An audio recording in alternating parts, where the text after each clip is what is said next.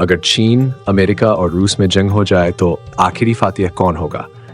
अब मैं आपको बिल्कुल न्यूट्रल अंदाज में जवाब दूंगा। चलो सच्ची बात करें।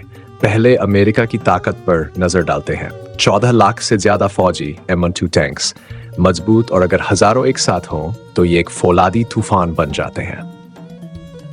एयरफोर्स में 2000 से ज्यादा फाइटर जेट्स, F-22 और F-35 स्टेल्थ जेट्स जो दूर से हमला कर सकते हैं, जैसे 2 बेरहम हवाई हमलावर B-2 stealth, B-21 stealth strategic bombers. ये दुश्मन की सीमा में चुपके से घुस सकते हैं और एग्जैक्ट निशाने पर बम गिरा सकते हैं। नेवी 11 न्यूक्लियर एयरक्राफ्ट कैरियर्स, निमित्ज और फोर्ड क्लास लाखों टन वजनी सैकड़ों जहाजों के साथ। एजिस सिस्टम हर डायरेक्शन में नजर रखता है, एयर, सी और अंडर वाटर डिफेंस के लिए। अलग अलग हेलीकॉप्टर्स और एयरक्राफ्ट भी डिप्लॉय होते हैं। कॉन्टिनेंटल मिसाइल्स अमेरिका की स्ट्रॉन्गेस्ट शील्ड है जो पूरी दुनिया में इंटरवीन करता है।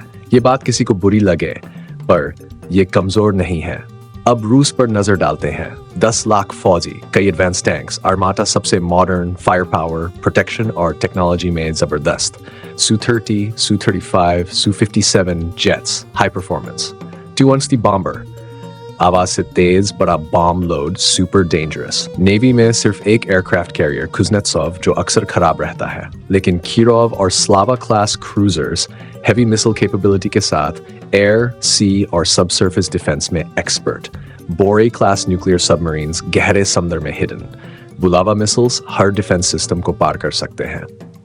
सरमाट मिसाइल्स 18,000 किलोमीटर तक मार करने की कैपेसिटी रखते हैं। अब बात करें चीन की। 20 लाख से ज्यादा फौजी, PLA की 82 मिक्स्ड ब्रिगेड्स कोई मामूली फोर्स नहीं।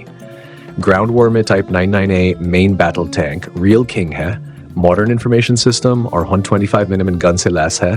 पावरफुल फायर पावर और ग्रेट मोबिलिटी देता है। एयरफोर्स में J-30 और J-35 stealth jets air superiority के बादशाह। सुपर मैन्यूवरेबिलिटी, स्टेल्थ और मॉडर्न एवियोनिक्स से लैस है।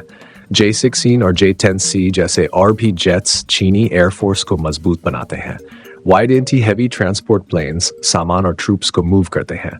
नेवी के पास लियाओनिंग, शेंडोंग और फुजियान एयरक्राफ्ट कैरियर ग्रुप्स हैं। टाइप 055 डिस्ट्रॉयर्स मॉडर्न रेडार और वर्टिकल लॉन्च सिस्टम्स के साथ एयर डिफेंस, एंटी शिप और एंटी सबमरीन ऑपरेशंस एक साथ कर सकते हैं। रॉकेट फोर्स में डोंगफेंग 41 मिसाइल्स पूरी दुनिया को हिट कर सकते हैं। मल्टीपल न्यूक्लियर वॉरहेड्स और सुपर एक्यूरेट टारगेटिंग कैपेबिलिटी रखते हैं। डोंगफेंग 21D और 26 मिसाइल्स एयरक्राफ्ट कैरियर्स को डायरेक्ट टारगेट करते हैं।